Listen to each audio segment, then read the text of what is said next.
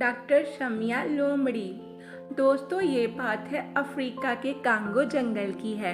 Congo जंगल में सैकड़ों छोटे छोटे गांव थे। उसी जंगल में एक छोटा सा टाउन था जिसका नाम था जुम्बा। जुम्बा में कोई इंसान नहीं रहते थे, बल्कि जुम्बा एक जानवरों से संपन्न गांव था। आसपास के सभी गांव में जुम्बा सबसे प्रसिद्ध गांव था। इसका कारण ये था कि जुम्बा में हॉस्पिटल, स्कूल और खेल का एक मैदान भी था। इसलिए जुम्बा के लोग आसपास के गांव से ज़्यादा पढ़े लिखे होते थे। दूर दराज से सभी जंगली बच्चे पढ़ने के लिए यहीं पर आते थे। अगर किसी को कोई बीमारी हो जाती तो इलाज के लिए सीधे शमिया ताई के पास आते। इसलिए जुम्बा गांव का दूर दूर तक बोलबाला था। शमिया ताई एक बूढ़ी लोमड़ी है जो सभी मरीजों का इलाज 5 रुपए में करती है। शमिया यहाँ की एकमात्र डॉक्टर है। दरअसल शमिया चाहती थी कि उसका बेटा भी गांव का डॉक्टर बने, लेकिन वह पढ़ाई करके कभी शहर में जाकर बस गया। वैसे तो जुम्बा में बारिश बहुत कम होती है, लेकिन बारिश के मौसम पानी के कारण यहाँ पर निफा नाम की बीमारी फैल जाती है। निफा बीमारी यहाँ के जानवरों के लिए एक महामारी से कम नहीं थी। अब की बार निफा का प्रकोप कुछ ज्यादा ही था। शमिया लोमड़ी ने लैब में टेस्ट कर बताया कि निफा बूढ़े लोगों को सबसे ज्यादा खतरा देगा, उसकी जान भी ले सकता है। शमिया ने गांव के सरपंच बालू से बात कर सभी जगह इस तरह के पोस्टर लगवा दिए। बीमारी से बचना तो घर में ही रहना, अगर जीवन को है बचाना तो 2-4 सप्ताह मत नहाना। जानवरों को इतना कहने के बाद भी वे बारिश का आनंद लेते रहे और बीमार पड़ने पर शमिया के सामने जाकर खड़े हो जाते। शमिया बेचारी अपना काम समझकर उनका इलाज कर देती। जानवर लापरवाही करते गए और निफा बीमारी और अधिक फैलती गई। मरीजों का इलाज करते करते शमिया ताई को भी निफा हो गया। शमिया ताई ने मरीज की तरह बिस्तर पकड़ लिया। अब पूरे गांव में इलाज करने वाला दूसरा कोई नहीं था। बीमारी अधिक फैलती गई और लोगों को मरने की संख्या भी काफी बढ़ चुकी थी। शमिया को इस बात का बहुत दुख था कि वह किसी का इलाज नहीं कर सकती है, लेकिन शमिया से रहा ना गया और उसने वैक्सीन बनाने का फैसला किया। अगले दिन शमिया ने सरपंच बालू से कहकर एक मीटिंग बुलवाई। शमिया ने कहा कि मैं बहुत जल्द इस बीमारी की वैक्सीन बनाने वाली हूँ, लेकिन मुझको इसके परीक्षण के लिए 3 लोगों की ज़रूरत पड़ेगी। क्या आप में से कोई 3 लोग तैयार हैं?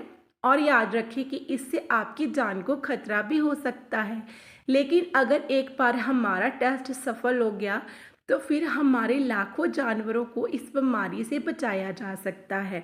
सभी जानवर एक दूसरे का मुंह देखने लगे और कोई राजी नहीं हुआ।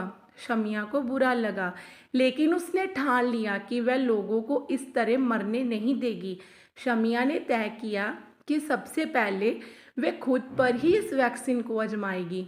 शमिया गुप्त तरीके से 5 दिनों तक जंगल में घूमती रही और जड़ी बूटियों को इकट्ठी करती रही। जड़ी बूटियों को लेकर वे हॉस्पिटल आई और उसने एक दमदार वैक्सीन का निर्माण किया। दरअसल दमदार को लेने के बाद वे कोई भी जानवर 4 घंटों के लिए गहरी नींद में सो जाता है। अगर 4 घंटे के बाद नींद नहीं उठा तो ये टेस्ट फेल हो जाएगा। शमिया ने अपने बेटे और गांव के एक पत्र लिखा और कहा कि अगर दवाई लेने के बाद मैं नहीं उठी तो सभी गांव वाले मुझे माफ़ कर देना। मैं आपको इस बीमारी से नहीं बचा पाई।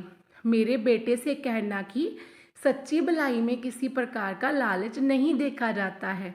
अगर तुम गांव में रहकर लोगों की सेवा करोगे तो तुम इन गरीब लोगों की सेवा का पुण्य मिलेगा। शमिया लोमड़ी ने यह लिखकर खुद को दमदार का डोज लगा दिया और एक कपड़ा ओढ़कर सो गई। 4 घंटों के बाद शमिया नहीं उठी। किसी ने आवाज़ लगाई और गांव वाले हॉस्पिटल के बाहर इकट्ठे हो गए। लोग सरपंच ने सभी को पत्र सुनाया। सभी गांव वाले रोने लगे और शमिया को याद करने लगे। सरपंच ने तुरंत शमिया के बेटे को बुलाया आधे घंटे में उसका बेटा वहाँ आ गया। लेटर पढ़कर वे भी रोने लगा। उसने वादा किया कि अब वह कभी भी गांव को छोड़कर नहीं जाएगा। गांव के सभी जानवर डॉक्टर शमिया की अंतिम यात्रा की तैयारी करने लगे। दूर दूर सभी जानवर फूल माला लेकर आए। वह वहाँ आए। जैसे ही शमिया का अंतिम संस्कार करने के लिए लोग उसको उठाने वाले थे कि वह खुद ही उठ गई। सभी लोग हैरान रह गए और दूर भागने लगे। शमिया ने कहा, भागो मत, दरअसल दमदार वैक्सीन बूढ़ों को 6 घंटे के लिए सुलाती है। मैं ये लिखना भूल गई थी। अब मैं ठीक हूँ और ये वैक्सीन भी कारगर है। अब गांव में कोई नहीं मरेगा। इसके बाद शमिया सभी गांव वालों को दमदार का डोज लगा देती है और लाखों लोगों को इस बीमारी से बचा लेती है। मेडिकल क्षेत्र में इतना बड़ा योगदान करने के लिए कांगो के शेर ने उसको कांगो रत्न से सम्मानित किया, जो कि वहाँ का सबसे बड़ा पुरस्कार है। कहानी का नैतिक तकदीर भी उनका साथ देती है, जो वे स्वयं कभी हार नहीं